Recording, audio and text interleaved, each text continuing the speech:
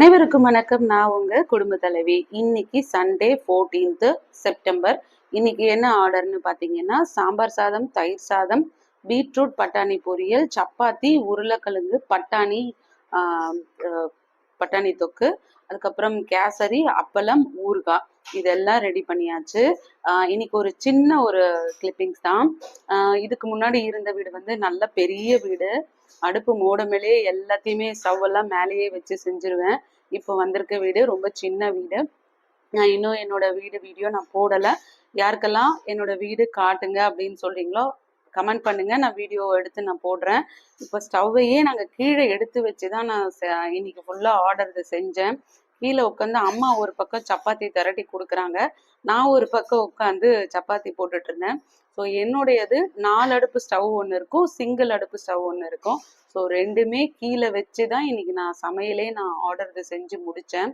So அதாவது நம்ம நினைச்சா எது வேணாலும் செய்யலாம் அப்படின்றது தான் இதோட அர்த்தம். அதுக்காக தான் நான் இதை காட்டுறேன்.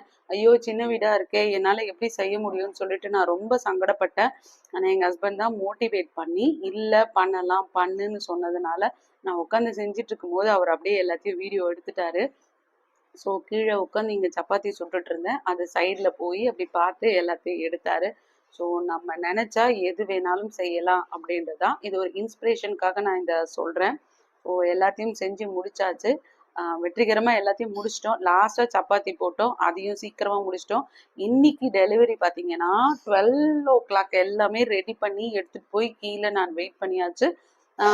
நம்ம உமா சாரே வந்து எனக்கு அவரே ஒரு ஆட்டோ மேனும் சொல்லியிருந்தாரு. அவருக்கு கால் பண்ணிட்டேன். அவர் வந்துட்டு இருந்தாரு. பக்காவா எல்லாத்தையும் பேக் பண்ணி எல்லாமே எடுத்து வச்சாச்சு.